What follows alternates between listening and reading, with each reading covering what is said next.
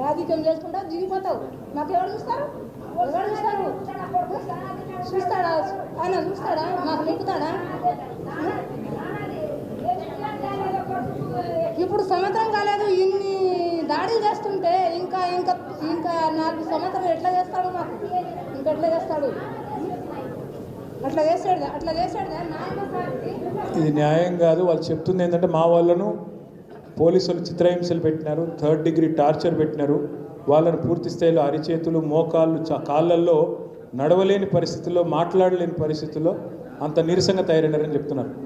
నేను మీడియా వేదిక ద్వారా మానవ హక్కుల కమిషన్ కూడా కోరుతున్నా, జాతీయ మానవ హక్కుల కమిషన్, రాష్ట్ర మానవ హక్కుల కమిషన్ కూడా కోరుతున్నా, దయచేసి సుమోటోగా ఈ ఆడబిడ్డలు చెప్పిన వాళ్ళ మాటను మీరు కంప్లైంట్గా తీసుకోండి, వెంటనే విచారణ చేయండి.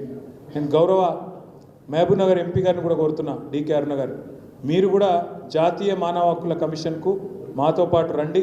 మీ పార్లమెంటు నియోజకవర్గంలో జరుగుతున్న ఈ దుర్మార్గాన్ని కేంద్ర స్థాయిలో కూడా తప్పకుండా చెప్పండి అని చెప్పి కూడా వారిని కూడా కోరుతున్నాం.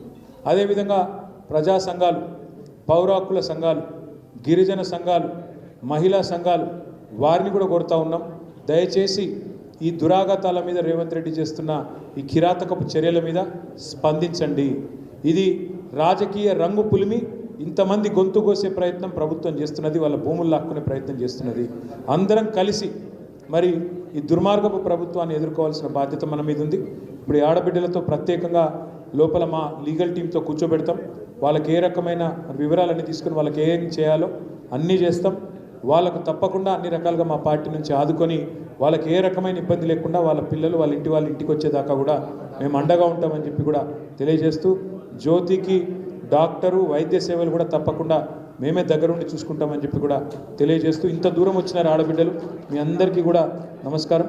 తప్పకుండా మీ అందరికీ మేము అండగా ఉంటామని మళ్ళొక్కసారి తెలియజేస్తూ, మీరు లోపలికి రండి. లోపల కొద్దిసేపు కూర్చొని అక్కడ మీ వివరాలు మా లాయర్లన్నీ తీసుకుంటారు. తర్వాత మీ పిల్లల్ని ఎట్లా కోర్టుకు వెళ్తే వాళ్ళు అవన్నీ కూడా మేము చేస్తామని చెప్పి కూడా తెలియజేస్తాం. అదే లోపల లాయర్లు ఉన్నారమ్మా, వకీళ్ళు ఉన్నారు. ఆ కేసు గురించి మొత్తం డీటెయిల్ మాట్లాడి తీసుకుందాం. ఇంట్లో పక్కరలో కూర్చుందాం. Thank you. లోపల కూర్చో, లోపల మాట్లాడు.